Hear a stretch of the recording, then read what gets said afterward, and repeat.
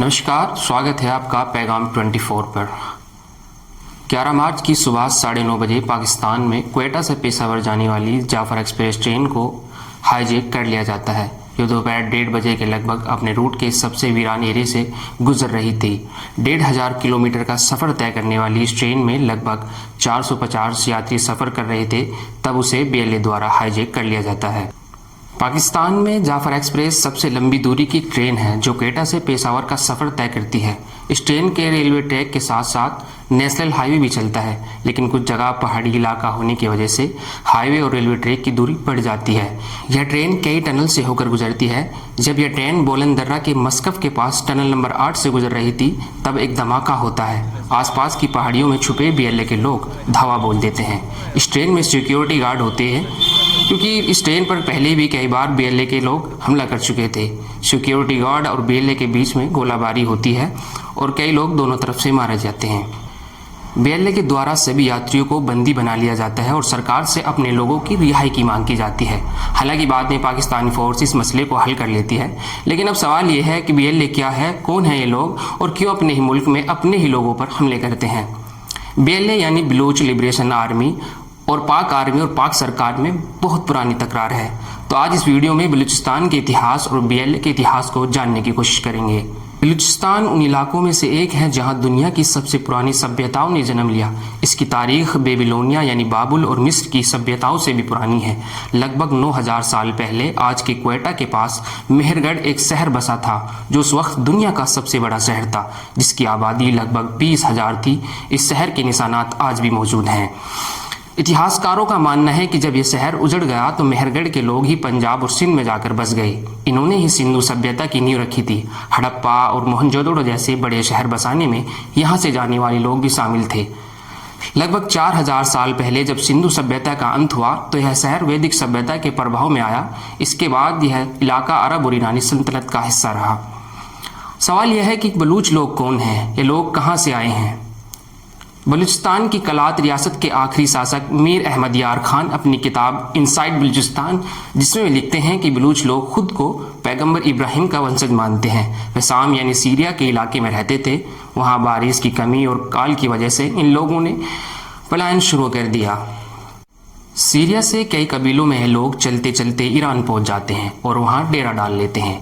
यह बात ईरान के उस वक्त के शहंशाह नौशेरवान आदिल को पसंद नहीं आती और वह अपनी सेना को इन लोगों को यहाँ से हटाने का फरमान सुना देता है। लंबा सफ़र तय करते हुए और कम साजो सामान वाले इन कबीलों ने जंग की, लेकिन जंग में हार का सामना करना पड़ा।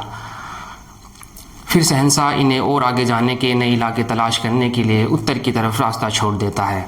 जिस वक्त बलूच ईरान से चले थे तब उनके सरदार अमीर इब्राहिम थे। जब वो बलूचिस्तान पहुंचे तो उनकी जगह अमीर कम्बर अली ने ले ली थी। तवील सफ़र ने अमीर इब्राहिम की जान ले ली। इस कबीले को पैगंबर इब्राहिम के नाम पर ब्राह्मी या ब्राह्मी कहा गया है। बाद में ब्राह्वी बन गया। लेकिन कुछ इतिहासकारों का मानना है कि बलूचों के शाम यानी सीरिया से आने की भाषाई और भौगोलिक सबूत नहीं मिलते हैं। पाकिस्तान के इतिहासकार नसीर दस्ती अपनी किताब में लिखते हैं, इंडो ईरानी वे लोग हैं जिन्हें आर्य भी कहा जाता है। आर्य हजारों साल पहले सेंट्रल एशिया में रहते थे, जो खराब मौसम और युद्ध के हालात की वजह से या फिर हरे भरे और पानी की तलाश में दूसरे इलाकों में चले जाते हैं। ये लोग आर्मेनिया और अजरबैजान पहुंच जाते हैं। फिर ये आर्मेनिया के बालसगान इलाके में रहने लगते हैं। यहाँ आर्यों की भाषा और लहजा मिलकर नई जुबान बनती है, जिसे बिलासोकी नाम दिया गया। सदियों बाद ये इलाका ईरान की अकमेंडियम एम्पायर के अंडर आ गया। ईरान के पुरानी तारीखों में बालसगान और बालासोकी का भी जिक्र मिलता है। ईसा से 550 साल पहले अजरबैजान ईरान के खाम साम्राज्य के कब्जे में आ गया। 6वीं सदी के आखिर में और 7वीं सदी की शुरुआत में जब बाहर से हमले होने लगे और मौसम भी खराब रहने लगा तो सेंट्रल एशिया से आकर बसे आर्य अलग अलग इलाकों में जा बसे। उनमें से कुछ लोग ईरान के पश्चिम की तरफ गए तो कुछ लोग दक्षिण की तरफ गए। ये लोग वहाँ से और आगे कामान और सीस्तान पहुँच गए।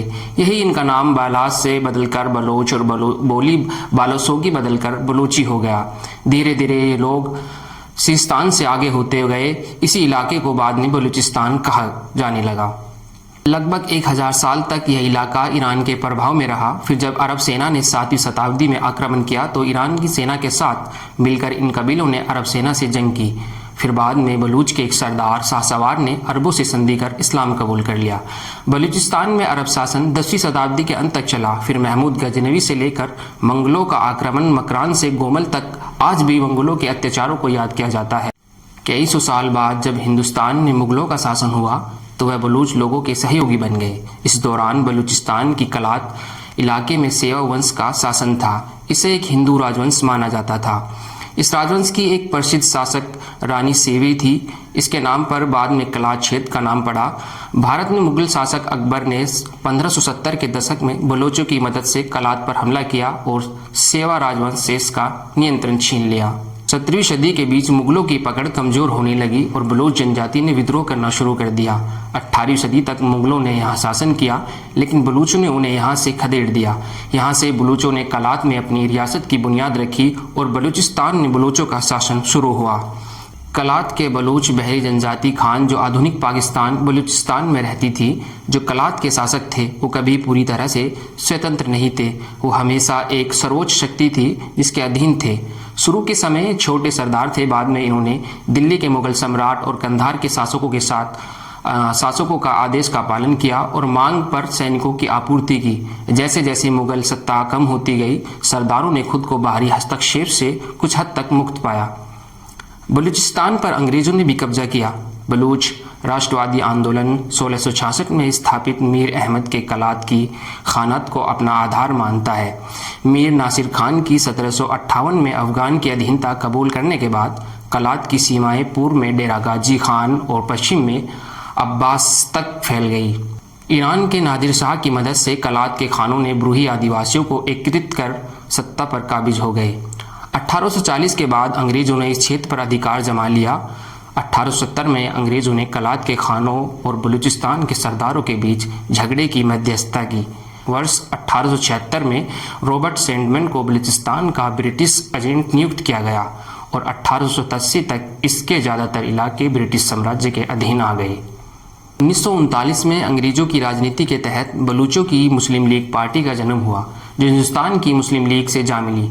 दूसरी ओर नई पार्टी अंजुमन वतन का जन्म हुआ, जो भारतीय राष्ट्रीय कांग्रेस के साथ जुड़ गई। अंजुमन कांग्रेस के साथ इस जुड़ाव में खान अब्दुल गफ्फार खान की भूमिका अहम थी। मीर यार खान ने मुस्लिम लीग और राष्ट्रीय मुस्लिम लीग दोनों को भारी मित्ती मदद दी थी और मोहम्मद अली जिन्ना को कलात का राज्य कानूनी सलाहकार बना दिया।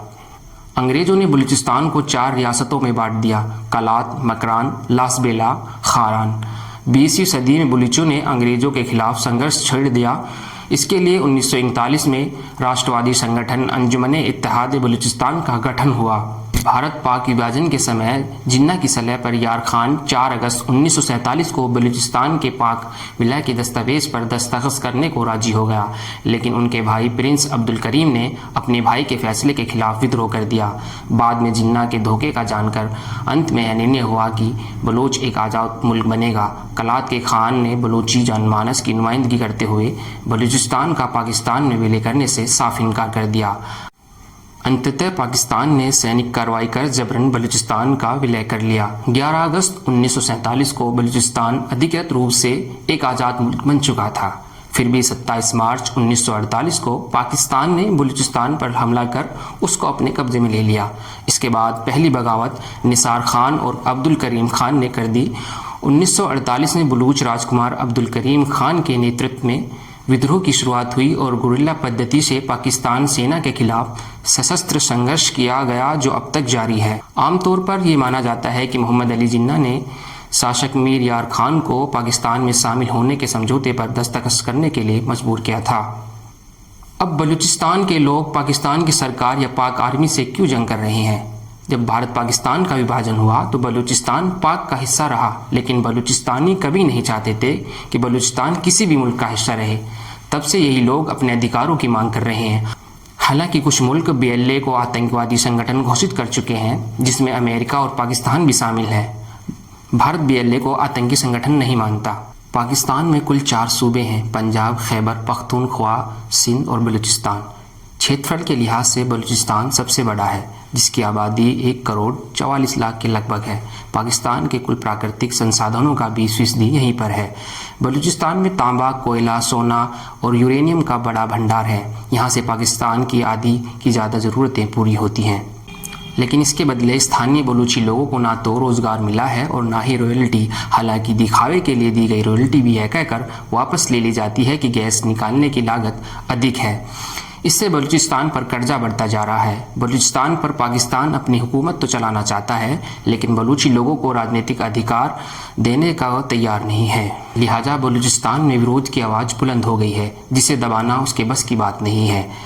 बलूच लोगों को सबसे अधिक यह बात परेशान कर रही है कि उनके संसाधनों का दोहन पाकिस्तान और चीन कर रहा है और उनके हिस्से में कुछ नहीं आ रहा है। न उनके लोगों को रोज़गार, न शिक्षा, न बिजली पानी, न ही कुछ संसाधन मिल रहे हैं, जिसके चलते उन्हें गुर्बत में जीवन जीना पड़ रहा है। पाकिस्तान यहाँ से बहुत कमाता है और बाकी सूबों के लोगों को यहाँ से फ़ायदा पहुँचाता है, लेकिन यहाँ के लोग सबसे गरीब हैं। यहाँ के लोगों को पाक सरकार हमेशा अनदेखा करती है। यही सबसे बड़ी वजह है कि बलूचिस्तान के लोगों ने पाक सरकार के खिलाफ विद्रोह कर रखा है। पाकिस्तान सरकार ने बलूचों की ज़मीन पर एक बड़ा हिस्सा चीन के हवाले कर दिया है। चीन यहाँ अपने दक्षिण प्रांत के पाकिस्तान में आर्थिक कॉरिडोर का एक अहम पड़ाव बनाना चाहता है। इसका निर्माण 2002 में शुरू हुआ, हालांकि इस पर पूरा नियंत्रण पाकिस्तान की सरकार का ही है। इसके निर्माण में चीनी इंजीनियर और मजदूर ही लगाए गए हैं। बलूच लोगों को तकरीबन इससे बाहर ही रखा गया है। आसपास की ज़मीनों को कथित तौर पर सरकारी अधिकारियों ने बलूची लोगों से लेकर बाहरी मुनाफे में चीन को बेच दिया है। बलूच जनता चीन की उपस्थिति और अपनी अनदेखी से और भड़क गई है। पाकिस्तान फोर्स ने इस नाराज़गी को दबाने के लिए बार बार कार्रवाई का रास्ता अपनाया और हज़ारों को मौत के घाट उतार दिया है। पाक और बलूच लोगों का यह संघर्ष बहुत लंबे समय से तो चला ही आ रहा है और अभी ना जाने कब तक चलेगा, क्योंकि बलूच लोगों के बारे में कहा जाता है कि वो मरने के लिए तैयार हैं, लेकिन झुकने के लिए नहीं। तो यही थी बलूचिस्तान और बेल्ले की कहानी। आप देखते रहिए हमारे साथ हमारा चैनल पैगाम 24।